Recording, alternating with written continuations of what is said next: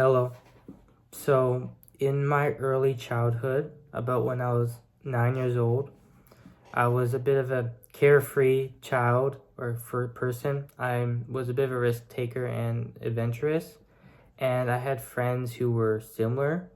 So, we would um, ride our bikes a lot and do different things.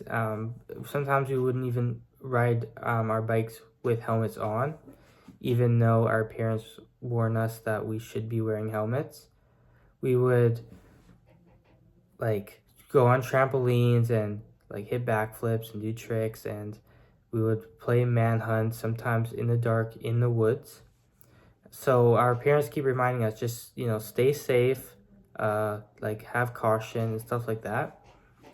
So we were like, yeah, whatever. But we just wanted to do, we just want to play and like do whatever is fun. So yeah, and then there's this one friend I had that I hung out with a little bit more than my other friends, and we were a lot closer. So we'll do the activities by ourselves. And one activity we like to do a lot was pretend we were soldiers, like stranded soldiers in the middle of a war field or a battle. Uh, and we thought that was like really fun. And so this one day, my friend comes over, and we were gonna do the same thing. We are gonna pretend we were soldiers stranded in I don't know, on an island or in the woods or something like that.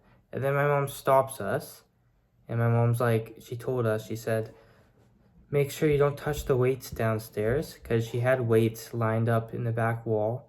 She said, just don't touch them, because knowing us, I guess she thought we would just start chucking them, and I don't know, we were a bit risk takers and kind of stupid, so yeah.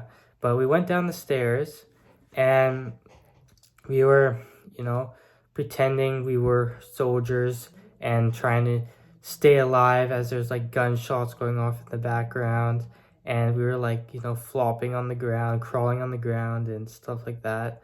It was pretty funny at the time, because we got right into it. But anyways, about half an hour in, my friend spots a weight in the corner, and he had a genius idea. He said, we should use this weight as a grenade in our battle. And I thought it was a genius idea. I remember complimenting him on the idea and thinking it was like a great idea, because this weight was a kettlebell, and so it was round. It had a handle on top, and I guess at that time we just thought, wow, this looks exactly like a grenade. And I mean, it doesn't really look like a grenade, but in our minds it did, and that was enough for us to want to pretend it was a grenade.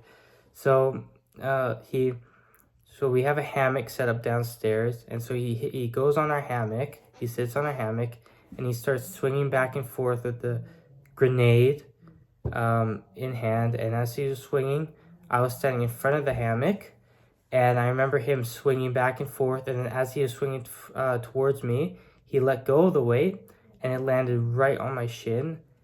I remember this shooting pain just on my entire shin, and it just hurt so much. And I remember just being in shock, and I was like, what just happened? And then we're like, oh my goodness. So we ran up the stairs, and just to get it checked out. My mom looks at the injury, and there's just this gigantic goose egg on my shin. And so she looks at my injury, and then she looks up at me, and she asks me how I got this injury. And me and my friend look at each other, and we just said, well, we were just pretending the weight was a grenade. And then she looks back at me, and she was like, well, I told you not to play with the weights, and this is what happens when you disobey or when you don't heed my warning.